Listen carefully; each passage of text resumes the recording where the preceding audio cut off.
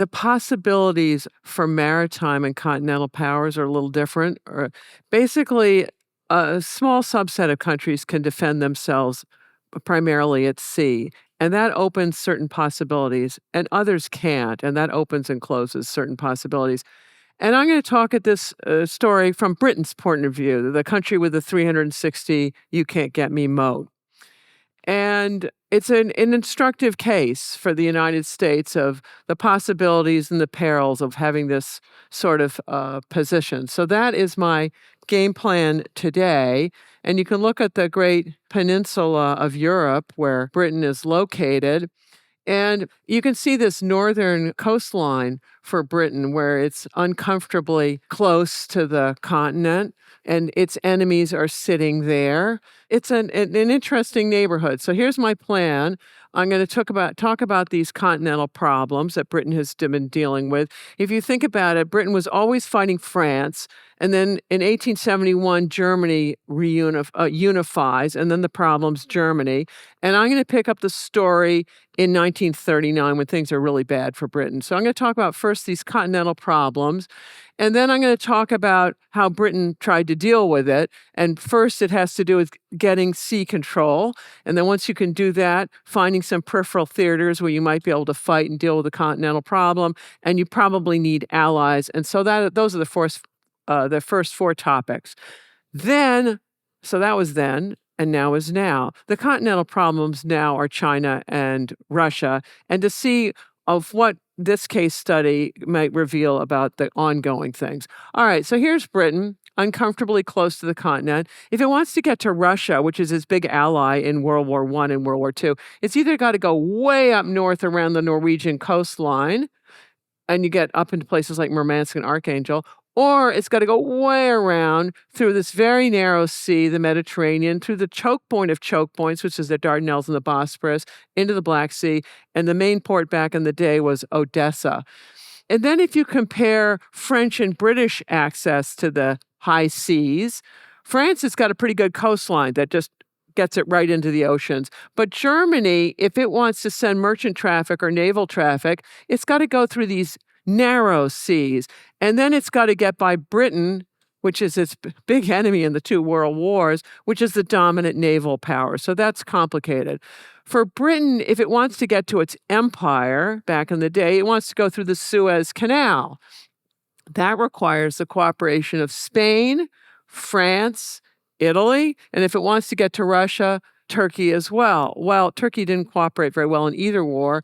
And if you think in World War II, well, fall of France, fascist sympathies of Spain, and then Italy is part of the Axis. Britain is in real trouble. And what do you do about this? Britain has this big empire that it wants to protect. It's got a massive basing system, more bases than anybody else does, in order to protect this empire from this, which is a very resentful Germany, doesn't much like the Versailles settlement of World War I. It's a divided country in that a Polish corridor separates East Prussia, and the Germans start trying to solve this problem.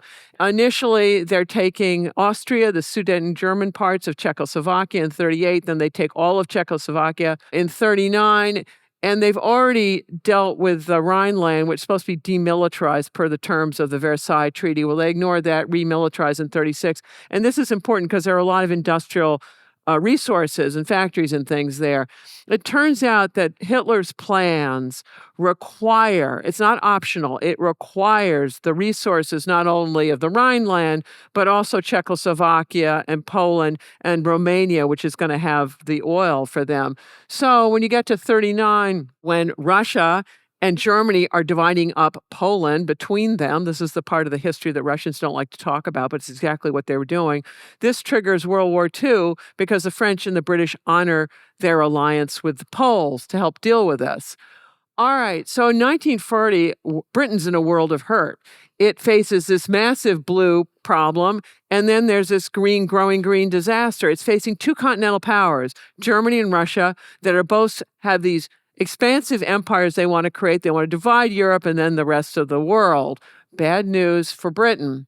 But 1941, when Hitler decides he needs Russia too, And then Russia decides, the one that's attacking me is probably the major problem, not the other one. So Stalin is going to swap sides, and he's going to be coordinating with Britain. So that's better from Britain's point of view than having two continental powers trying to deal with it. So now it's down to one. So once the United States has gotten into the war, this is what the world looks like. You have a big cancer in Europe from the British point of view, but it's all surrounded by oceans that Britain can get to, and a lot of allies and neutral states. So Britain has access to those places.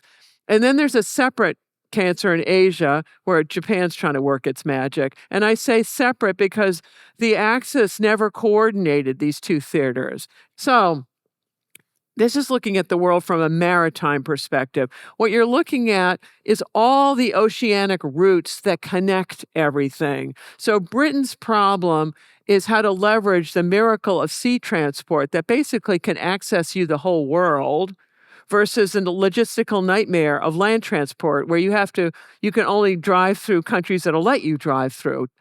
The seas give you mobility. They give you access to theaters, markets, resources, allies, and they also give you sanctuary at home if you're surrounded by them. It makes it harder for people to invade. So Britain's trying to leverage all of that against the armies of the continental armies by it's going to try to strangle them economically, diplomatically, and militarily. If you enjoyed this clip, you can watch the full episode here and subscribe for more clips. Thanks.